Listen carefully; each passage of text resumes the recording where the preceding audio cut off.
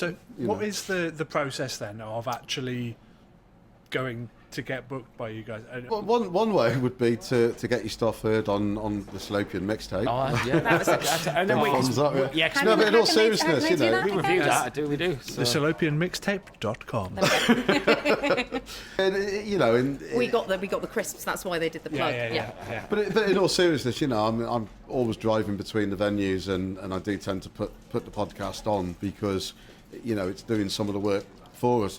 It either kind of reaffirms that we're doing something right because the guys that you feature, 90% of them are already on our radar, and the 10% of the ones we've not heard of, we give ourselves a little slap on the wrist and go, why have you not heard of these guys?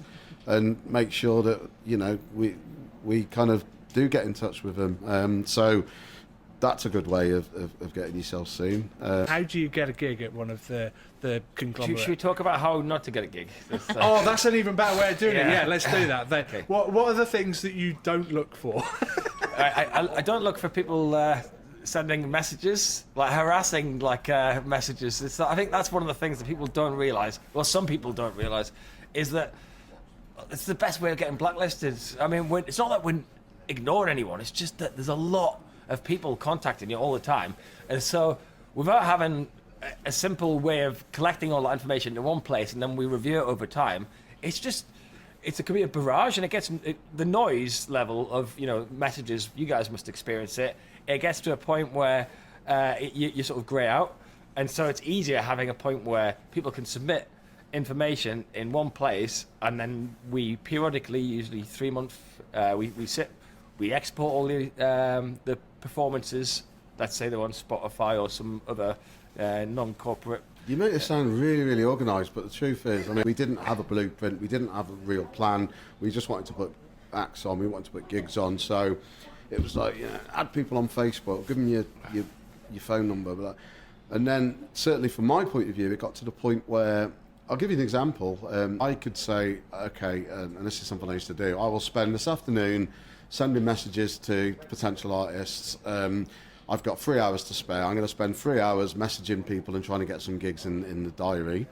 So you allocate 3 hours to that. The problem with that is some will get back to you immediately and you start, and everybody likes to have a chat, which is great. And don't get me wrong, that's part of what we do. We love the camaraderie, we love the networking, we love making, we're not interested in just putting people on. We want to get to know people. But you spend those 3 hours, you send all those messages out, it's then probably 2, 3, 4 weeks of 24/7 people getting back to you when it's convenient for them, and the drummer's having an operation and the bassist left, and suddenly you've got 50, 60 messenger conversations on the go with different bands just trying to. So I suppose in common with many aspects of our business, we've had to go, look, as much as we don't want to be systemized and we don't want to be corporate and we don't want to be too kind of fuddy-duddy or whatever you want to call it, sometimes you have to go, look, enough's enough. We need to really kind of nail this down, otherwise we are and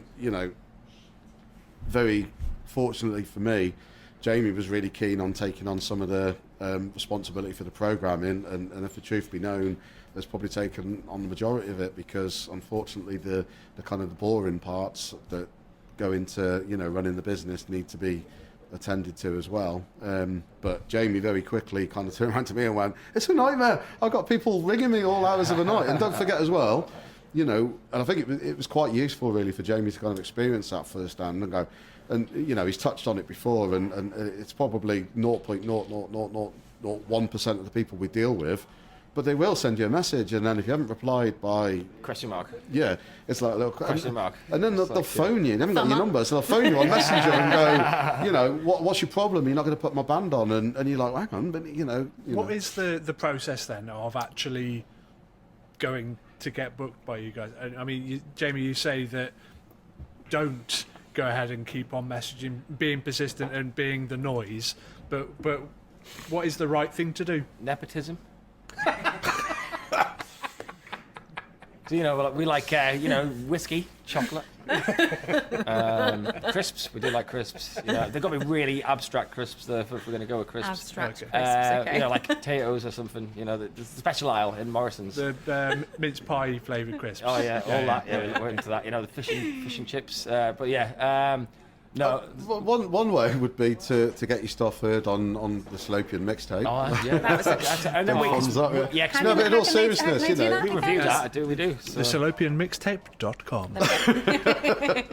Yeah, We got the crisps. That's why they did the plug. Yeah. But in all seriousness, I'm always driving between the venues, and I do tend to put the podcast on because, it's doing some of the work for us, and it either kind of reaffirms that we're doing something right because the guys that you feature, 90% of them are already on our radar, and the 10% of the ones we've not heard of, we give ourselves a little slap on the wrist and go, why have you not heard of these guys?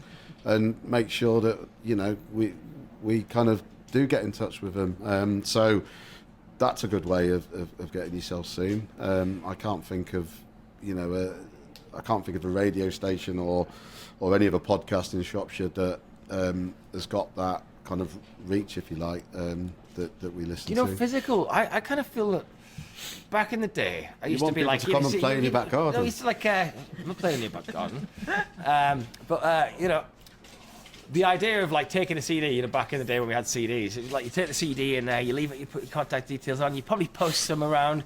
It's like it was a physical thing, and it's in front of you. It's kind of a shame that people don't have, I don't know what I'm thinking here. Well, you've got 10,000 Mighty Viper CDs in a box in your office. They're not called CDs, they're called coasters. I've got that many Michaela Wylde CDs. I don't know what to do with them. They're propping up furniture, to be honest. Although you may have just said something that means that over the next few weeks you're just going to have people just turning up to the venues, just launching cassettes. Oh no, we want all them vinyl things, yeah. and CDs at you. Definitely. If anybody wants to send vinyl to us, I was going to say vinyl's good.